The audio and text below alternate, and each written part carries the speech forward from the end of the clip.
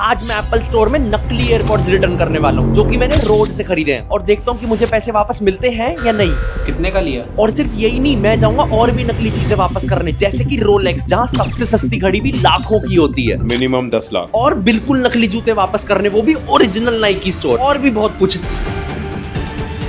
लेकिन सबसे पहले मैं जाऊंगा डोमिनोज, जहां इनका पिज्जा ऑर्डर करके मैं वापस करूंगा डी मनोज का पिज्जा। तो 100 किलोमीटर दूर आया हूँ डी मनोज का पिज्जा लेने। स्टोर में जाते ही मैंने पता किया कि डी मनोज नाम आया कहाँ से। डी मनोज आप ही हो क्या मनोज जी? हाँ, मेरा ही नाम मनोज है। सच्ची में? बिल्कुल। और डी मतलब? डी से मेरी बिटिया का नाम है दिव्या। भैया ने बताया कि उन्होंने डोमिनोज में 10 साल काम किया और अब उनसे भी अच्छा पिज्जा बनाते हैं। तो मैंने एक पिज्जा ऑर्डर किया और जब तक वो बन रहा था मैंने देखा कि इनके स्टोर में डोमिनोज के स्टोर से क्या अलग है। यहाँ पे इन्होंने दिया हुआ है एक प्राइवेट सेक्शन। भाई इन सेक्शन में आप बैठो, नॉर्मल टेबल है और उसके बाद आप पर्दा लगा दो, प्राइवेसी है भाई पूरी। हमारा पिज्जा रेडी हो चुका था, लेकिन डोमिनोज में जाने से पहले मुझे देखना था ये दिखता कैसा है। अच्छा है भाई, ये तो अच्छा है। दिखने में तो ये बहुत टेस्टी लग रहा था, लेकिन अब टाइम आ गया था इसको डोमिनोज में रिटर्न करने का। मैंने डोमिनोज का पिज्जा ऑर्डर कर लिया है। अब जैसे ही पिज्जा आता है ना, मैं उसमें डी मनोज का पिज्जा डाल दूंगा और रिटर्न करने जाऊंगा। बाहर का खाना लाना अलाउड नहीं है, तो चुपके से करना पड़ेगा ये सब। मैं चुपके से नकली पिज्जा अंदर ले आया और डोमिनोज का पिज्जा भी बन चुका था। दिखने में दोनों पिज्जा में जमीन आसमान का फर्क था, लेकिन तब भी मैंने रिटर्न करने के लिए नकली पिज्जा को असली बॉक्स में रख दिया। ये कर दिया क्रिस क्रॉस। एक बाइट लेकर रखता हूँ ताकि उन्हें लगे कि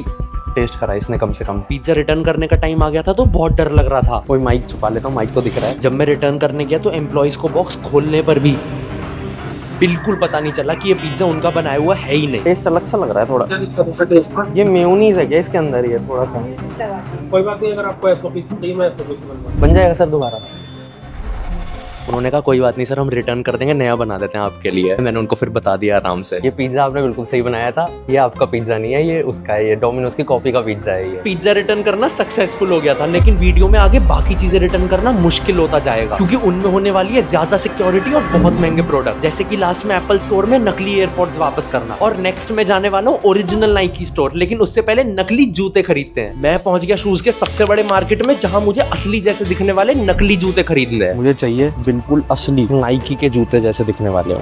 इनमें से देख लो। ये कितने का रेट है भाई? 350 का। इतने बड़े मार्केट में ढूंढते हुए थक गया था और सारे नकली जूते बिल्कुल बेकार क्वालिटी के मिल रहे थे। अगर थोड़ा बहुत भी फर्क हुआ तो स्टोर में प्रॉब्लम हो सकती है। अंदर आके अलाउड नहीं है। नाइकी के वो होंगे क्या, फर्स्ट कॉपी होंगे? नहीं है। पूरे मार्केट में घूमने के बाद तो मैंने उम्मीद ही छोड़ दी थी, लेकिन फिर मुझे एक दुकान पे परफेक्ट जूते मिल गए जो मैं कॉन्फिडेंटली ओरिजिनल स्टोर में ले जा सकता था। और भाई इनकी जो क्वालिटी है ना, बिल्कुल असली जैसी, दुकान वाला भी नहीं बता पाएगा। बहुत गर्म है, बहुत गर्म है। बहुत मुश्किल से मिले हैं, लेकिन अच्छी चीज मिली है। अब चलते हैं वापस करने असली स्टोर पे।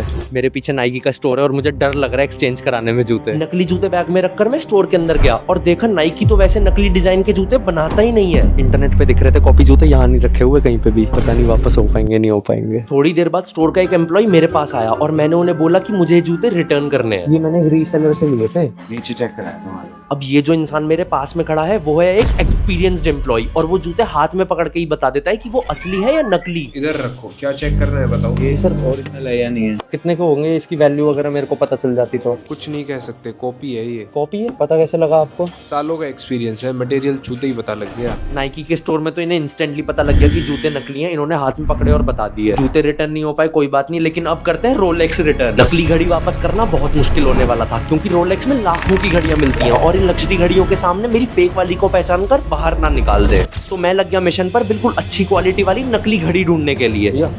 रोलेक्स वगैरह होगी क्या?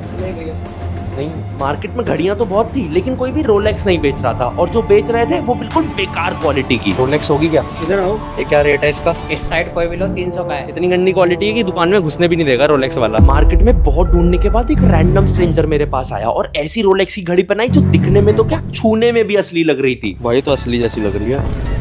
कॉपी है भाई, फर्स्ट कॉपी है। दुकान वाले को पता चल जाएगा। ये दुकान पे भी यही बिक रही है। बस अब ये प्रॉब्लम थी कि ये घड़ी बहुत महंगी बेच रहे थे, क्योंकि ये बिल्कुल रियल जैसी लग रही थी। थोड़ा रेट बहुत ज्यादा बता रहे हो। एक लोगे दोनों लोगे?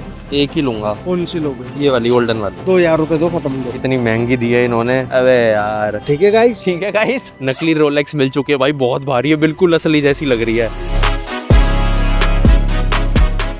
घड़ी खरीदने के बाद मैंने एक अंकल को पूछा कि ये कितने रुपए की लग रही है, तो उन्हें ये घड़ी 1 लाख की लगी। लाख के करीब होगी। लाख की? मैं नकली चीजें खरीद खरीद के थक चुका हूँ भाई। सब्सक्राइब करो ताकि मैं असली चीजें भी अफोर्ड कर पाऊँ। अब मैं जाने वाला हूँ रोलेक्स के अंदर ये नकली घड़ी रिटर्न करने। अंदर जाते हुए मुझे बहुत डर लग रहा था क्योंकि ये जगह बहुत प्रीमियम है और इसके सामने डोमिनोज और नाइकी में जाना तो बच्चों का खेल था। स्टोर में घुसते ही मैंने रिटर्न करने को बोल दिया, लेकिन फिर इनको शक हो गया कि कुछ गड़बड़ है, तो उनको बुलाया गया जिनका मुझे सबसे ज्यादा डर था,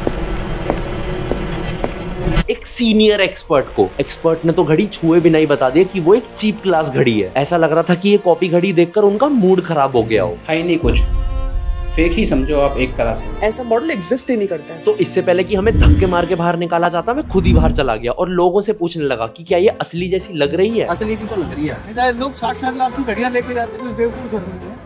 ऐसे तो कोई भी किसी को कुछ बेच देगा। इतने में ही सिक्योरिटी मेरे पास आ गई और मुझे वहां से जल्दी ही निकलना पड़ा। मैं नकली रोलेक्स तो रिटर्न नहीं कर पाया, लेकिन मुझे पूरा यकीन है कि मैं नकली एयरपोर्ट जरूर रिटर्न कर दूंगा। तो चलते हैं। अब टाइम आ गया था एप्पल में नकली एयरपोर्ट्स रिटर्न करने का, तो मैं चला गया चोर बाजार और ढूंढना स्टार्ट किया अच्छी क्वालिटी के फेक एयरपोर्ट्स को। एयरपोर्ट्स यहाँ पे किलो के भाव से मिल रहे हैं, लेकिन सारे के सारे बिल्कुल नकली पता लग रहे हैं। मेरे को चाहिए ओरिजिनल क्वालिटी जैसा कोई एयरपोर्ट्स प्रो। ये है ना, महंगा कर रहे हो यार। जो ओरिजिनल जैसे दिखते हैं ना वो महंगे बहुत हैं। मार्केट में थोड़ा घूमने के बाद मैंने 500 रुपए के नकली एयरपोर्ट्स ले लिए और कुछ सब्सक्राइबर्स को पहले चेक कराया कि क्या उन्हें पता चलता है या नहीं। चलो बताओ, ये एयरपोर्ट्स असली लग रहे हैं तुम्हें नकली लग रहे हैं? देखने नकली है। अरे देख तो लो एक बार। ये तो पता चल चुका था कि अगर नॉर्मल इंसान असली और नकली में फर्क बता पा रहा है तो स्टोर के एम्प्लॉइज तो आराम से पहचान जाएंगे। ये डब्बा देख के लोगों को पता चल जा रहा है कि ये नकली है, तो मैं भी कुछ ट्रिक लगाता हूँ ताकि पता न लगे एप्पल वालों को कि नकली है। तो इसीलिए मैंने 25,000 के ओरिजिनल एयरपोर्ट्स के डब्बे में फेक एयरपोर्ट्स रख दिए, ताकि अगर वो स्कैनिंग भी करें तो ये सारे टेस्ट में पास हो जाए। अगर उन्होंने ईयरफोन्स नहीं चेक करे और सिर्फ डब्बा डब्बा चेक करा तो हम बच जाएंगे। इंडिया में एप्पल के सिर्फ 2 ही ऑफिशियल स्टोर्स हैं, एक मुंबई और एक दिल्ली में। लेकिन वहां जाने से पहले मैं गया एक छोटे स्टोर में जहां हमारी ट्रिक काम कर गई, जिससे मुझे बहुत कॉन्फिडेंस मिला। और अब इसी कॉन्फिडेंस के साथ मैं जा रहा हूं अपने फाइनल स्टोर की तरफ, जहां सबसे ज्यादा सिक्योरिटी और पकड़े जाने का रिस्क है। तो देखते हैं यहाँ फेक एयरपोर्ट्स चेंज होते हैं या नहीं। टाइम आ गया नकली एयरपोर्ट्स रिटर्न करने का। भाई काश उन्हें पता ना लगे। स्टोर में जाते ही मैंने एक एम्प्लॉय को एयरपोर्ट्स दिखाए और उन्हें थोड़ा डाउट हुआ, तो एक एक करके एम्प्लॉइज मेरे पास आते गए। एक तो ना चार्ज, एक की बैटरी जल्दी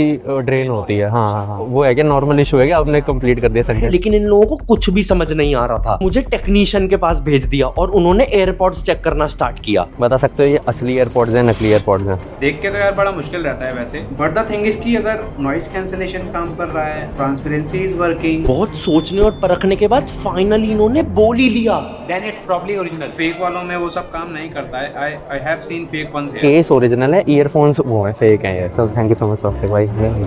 भाई उनको बिल्कुल नहीं पता चला, उन्हें लगा रियल एयरपोर्ट्स है भाई। लास्ट में मैंने उनको बता दिया कि ये फेक एयरपोर्ट्स हैं, लेकिन भाई वो भी शॉक में था। लास्ट में मैंने बोला था मेरी ट्रिक काम करेगी, ओरिजिनल केस में नकली एयरपोर्ट्स डाल दो। नाइकी और रोलेक्स में रिजेक्शन मिलने के बाद मुझे लगा ही नहीं था कि यहाँ पे मैं सक्सेसफुल हो पाऊंगा।